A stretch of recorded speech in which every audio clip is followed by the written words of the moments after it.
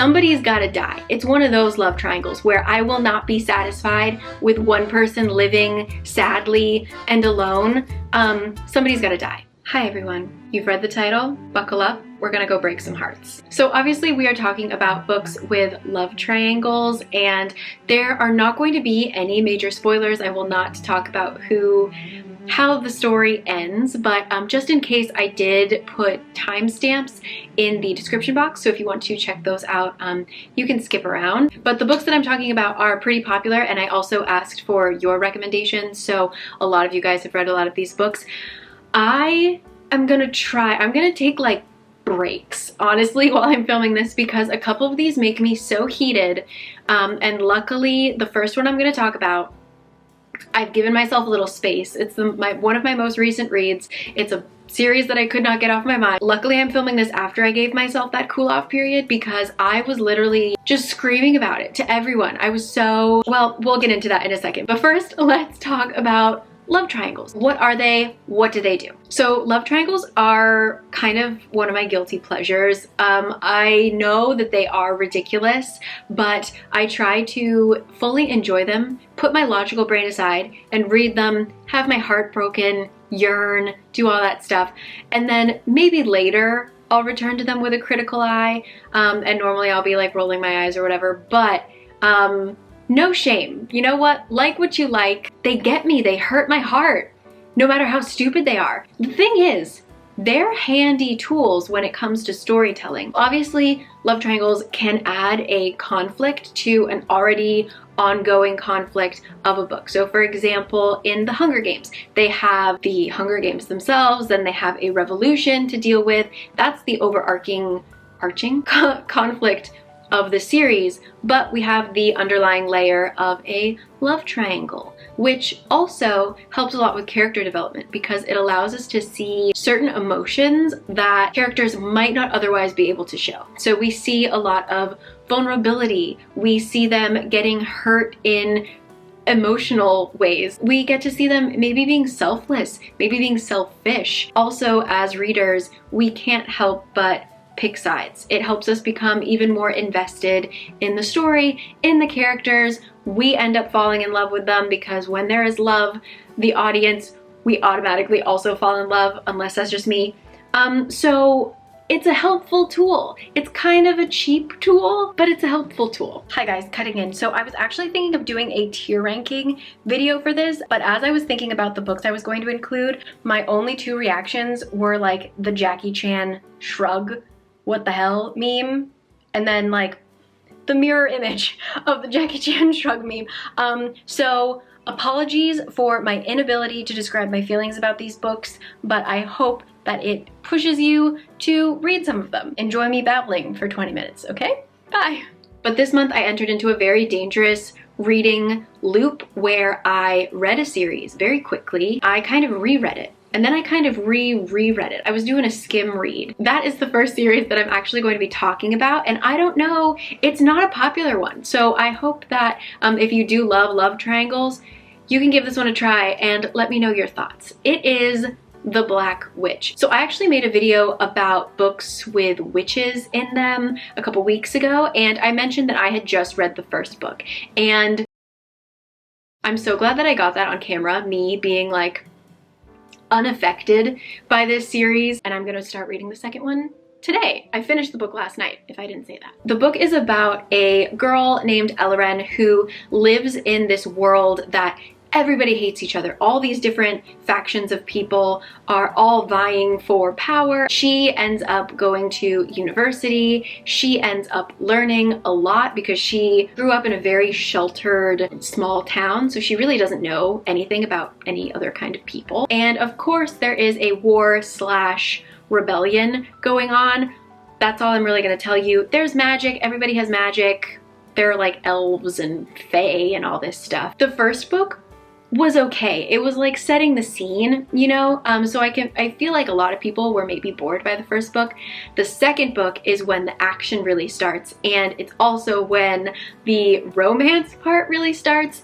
And when I tell you that this book is like the epitome of yearning, almost like a Korean drama where you wait 20 episodes, which is basically like 20 to 40 hours just to have a really dramatic hand-holding scene.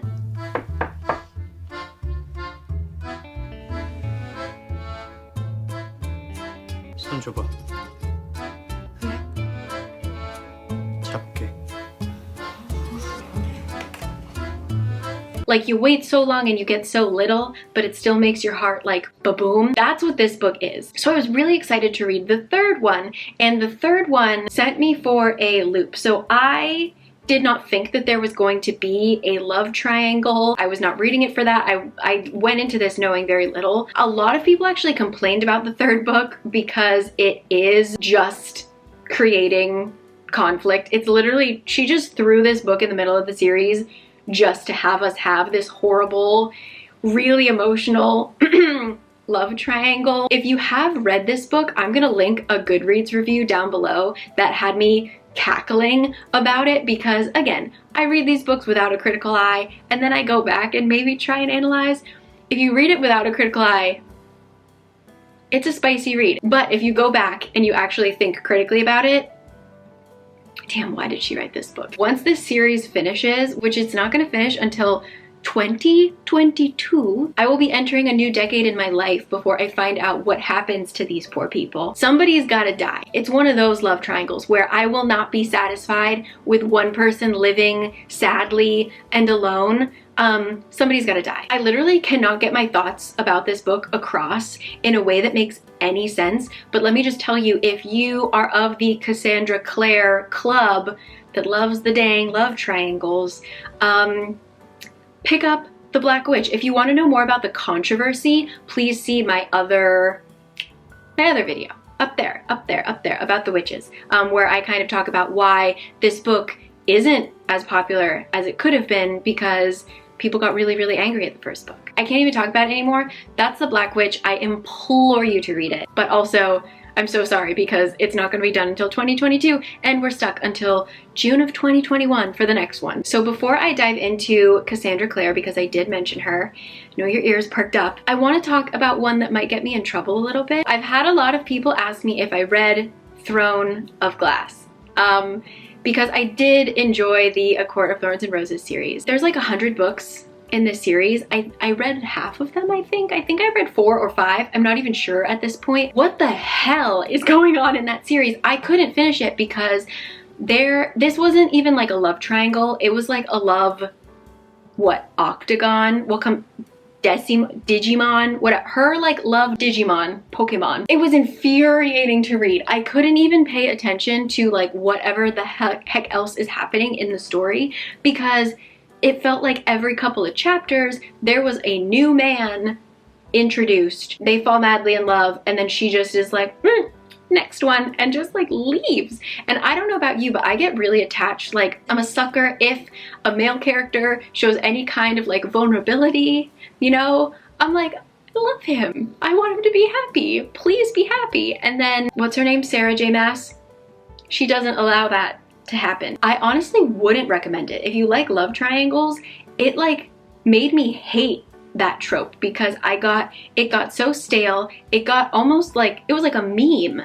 Like anytime a male character was introduced, I was like, I would love to hear your thoughts about it because I literally don't even know what else was happening in the book as far as the plot goes. I was just so distracted by the very messy love Pokemon, you know. That is my quick hot take on Throne of Glass. I'm so sorry to all of you who said that it's better than A Court of Thorns and Roses. It was just too much for me to take, too much. But now, to talk about Infernal Devices. So I asked very nicely on Instagram for your favorite love triangles of literature, and I got quite a few responses. Thank you so much. But out of the like literal hundreds of responses, I only got 3 individual answers. Basically, it was either Infernal Devices, Red Queen, which I'm going to talk about, and Twilight. A couple of y'all threw in Wuthering Heights, I think. Infernal Devices, hands down, the most popular love triangle. Let me talk about it. Cassandra Clare, she loves her love triangles. It's what she lives for. I actually started off in her world by reading the Mortal Instruments back in high school. And I've mentioned this before, but I actually didn't know that she continued that world. I didn't know until like literally a couple months ago that the Shadowhunters had other books. I only knew about the Mortal Instruments. So in case you don't know, these books take place in a Shadowhunter universe where there are normal people and then there are people who are like half angels, and their job is to fight demons. And that's basically the world that we're living in, and all the stories kind of revolve around that. For the Mortal Instruments, there of course is a love triangle. It's Cassie Clare. When I was in high school, I like had no eyes for boy number 2. It was bad boy that hunts demons. That's all I care about. So I really wasn't that strongly affected by the love triangle in the story until I saw the film, and the person playing boy number 2 was played by Robert Sheehan.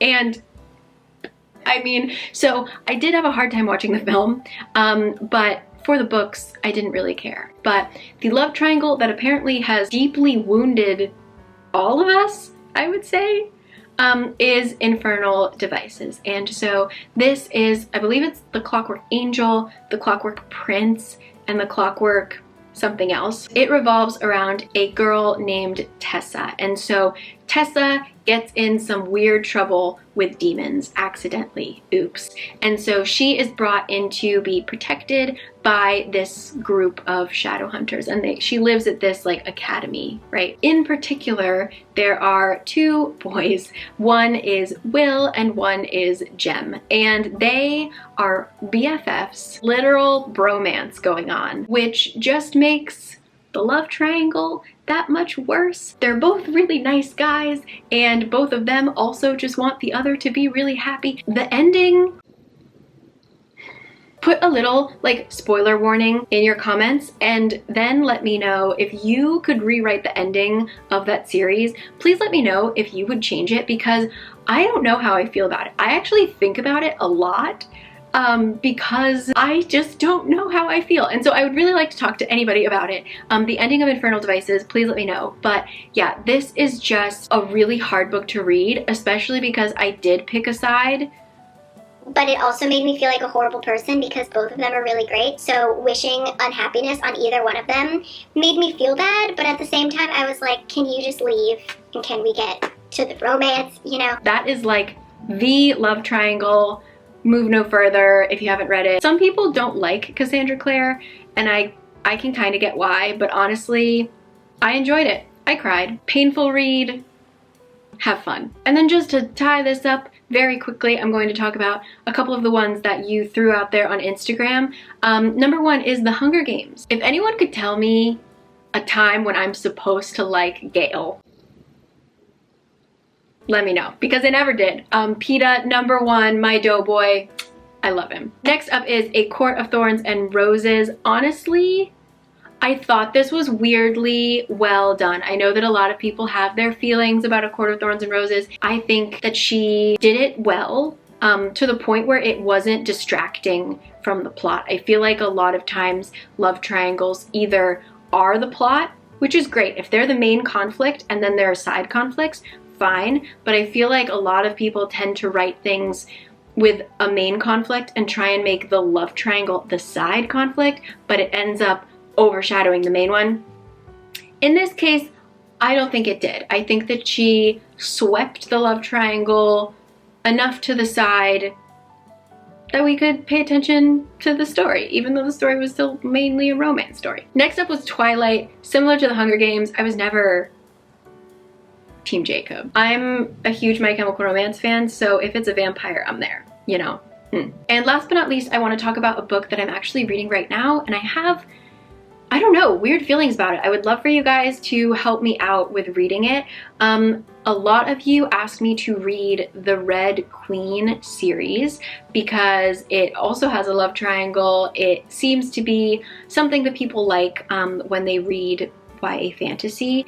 It has a very similar feel to kind of like The Hunger Games, where there is a secret rebellion going on. This girl who does not necessarily want to be a part of it is accidentally a part of it. One of those. I didn't really like it. I don't love a single character, and that was kind of my issue with the Hunger Games as well. I didn't really like Katniss. I didn't really like Gale. Peeta, Peeta was Peeta. With this as well, I'm not the biggest fan. Why can't I remember? Mare. Okay, her name slipped. Not the biggest fan of Mare or Cal or Maven or Killhorn, what's his name? They all have very strange names. I don't love any of the characters, so it's a little bit difficult for me to feel emotionally attached. But that being said, I am reading the second one right now, and I lost myself in a cafe. I read for like 2 hours without looking up. So maybe that means something. Maybe it'll turn around. Oftentimes the first book turns me off of a series and then it gets better. I'm wondering if it does. Let me know before I waste any more of my time reading the series. But that was recommended by you guys on Instagram. It is constantly recommended in my comment section, and it does involve a love triangle. It does involve plot twists. It does involve magic, revolution, royalty, romance, war. Is that all? It's got all the ingredients. So if you're looking for something, you might try it, but I wouldn't put it on the top of your TBR, you know. But yeah, man, The Black Witch, I almost wish that I did a reading vlog for it, because I literally was like laughing out loud, crying, screaming. This author really enjoys just straight up killing people, like large swaths of characters. Like, there will be a really happy page ending the chapter, and then you turn it and she's like, and everyone died. That's just how the book goes along. It's the books are each about like 500 to 600 pages, so they're pretty long, and the amount of characters that you get introduced to and that just die is a lot. It had a really big controversy when it first came out, which was just like somebody completely misread the book. And as a result, people didn't go out and read it. So I would implore you to try and give it a chance this time. Again, the first book's a little, like, it's interesting, but it heats up. I have a lot of issues if I do look at it critically. A lot of issues with the third book, but at the same time, it was like A Court of Thorns and Roses. It was, you know, a guilty pleasure book. So anyway, those are my recommendations for love triangle books. I hope if you have read any of these, let me know. Some people also mentioned The Selection, which I haven't read. Leave your recommendations down below, and let's change the ending of some of these. Look down below, especially for Infernal Devices. I want to hear how you guys would have changed it. I remained pretty calm. The Black Witch messed me up, guys. Like, it really messed me up. Almost, I felt that way after A Court of Thorns and Roses too, because I hadn't read anything like that ever, maybe, in a very long time. So I just felt a lot of feelings. Thank you so much for joining me, and yeah, talk to you later. Bye!